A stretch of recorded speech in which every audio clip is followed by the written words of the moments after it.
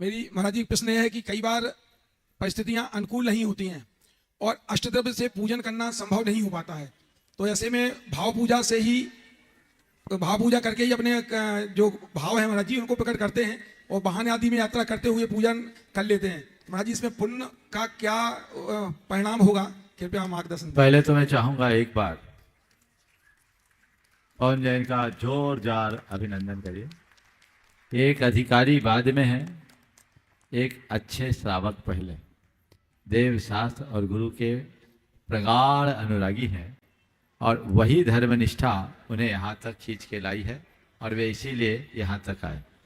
आपने जो पूछा कि पूजन करने में यदि अनुकूलता ना हो और हम बिना द्रव्य के पूजा करें तो क्या हमें उसका पुण्य लाभ मिलेगा? देखिए, धर्म के क्षेत्र में क्रिया से ज्यादा महत्वपूर्ण भाव है। आप कौन सी क्रिया कर रहे हैं यह उतना महत्वपूर्ण नहीं है, किस भाव से कर रहे हैं महत्वपूर्ण। आपकी क्रियाएं पूरी हो, भाव ना हो तो उसका कोई प्रभाव ना, और कदाचित क्रिया अधूरी रह जाए, भाव गहरा हो तो उसका पूर्ण प्रभाव।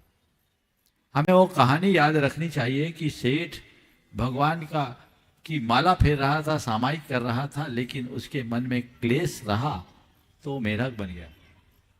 और मेढक, उसके पास कोई साधन नहीं था, एक फूल की पाखुड़ी लेकर फुदकता हुआ भगवान के समोसरण की ओर जा रहा था। रास्ते में ही राजा श्रेणी के हाथी के पैर के नीचे आ गया और वो मर करके स्वर्ग का देव बन गया। हम लोग रोज दोहराते यदर्चा भावे न प्रमुदित मना दर दुर्यः छनादासित स्वर्गी गुण गण समृद्ध सुख निधि लभंते सद्भक्ता शिव सुख समाजम किमु तदा महावीर स्वामी नयन पथगामी भवतु। तो ये उदाहरण इस बात के लिए पर्याप्त। तो यदि कोई व्यक्ति किसी वजह से इस तरह का काम नहीं कर पाता, आप जैसे प्रशासनिक क्षेत्र में रहने वाले लोग रोज अभिषेक पूजन करें, ये शायद प्रैक्टिकल नहीं है, क्योंकि आप लोगों को तो 24/7, पर कोई बात नहीं, हम कहीं रहे, मेरे मन में धर्म रहना चाहिए और भाव से भरकर आप पूजा कीजिए। आप जिसे भाव पूजा कहते हैं, भाव पूजा क्या है?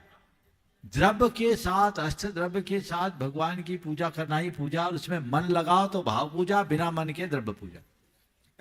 और जहां आप अष्ट द्रव्य रखे ही नहीं, वो पूजा नहीं है, वो स्तवन है। पहली बात तो ये समझ ले। जो लोग ये कहते हैं हम बिना द्रव्य के पूजा कर रहे हैं, यानी भाव पूजा कर रहे हैं, गलत। वो भी द्रव्य पूजा ही है। हाथ हिलाना, पैर मुंह चलाना, किताब खोलना, पढ़ना, ये मुख से उच्चारण करना, ये पूजा है, द्रव्य है। इनमें अपने मना प्राण को जोड़ने का नाम भाव पूजा है।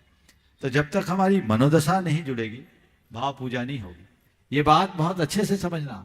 अष्ट द्रव्य के अभाव में की जाने वाली पूजा पूजा ही नहीं है, स्तुति है, वंदना है, पाठ है।